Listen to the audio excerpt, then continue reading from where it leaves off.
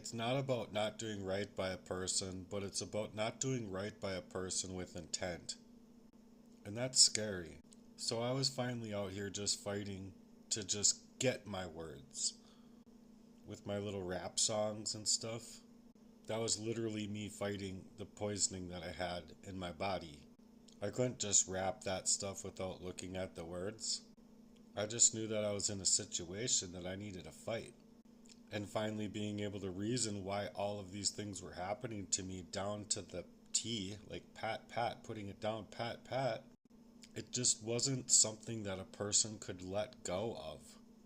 And when you try, you would just be going into a new scenario to be attacked, poisoned, have your love life controlled.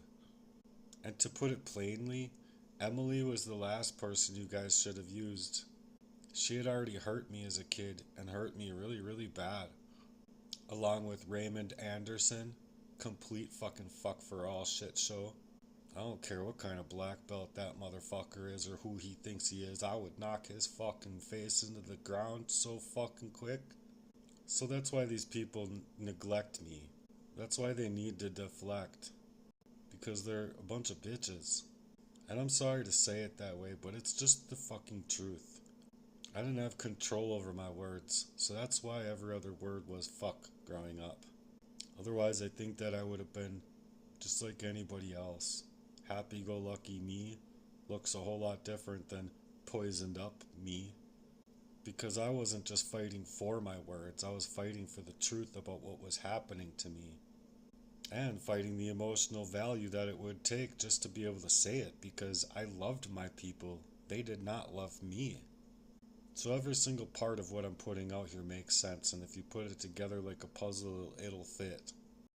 My own brother came into Mounds View with the glove on just after I was dealing with parasites. What was that all about?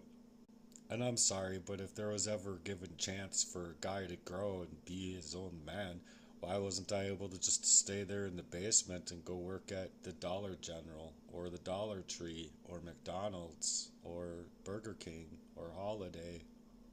I just don't think any of these things were ever an option. Money was not an option for me.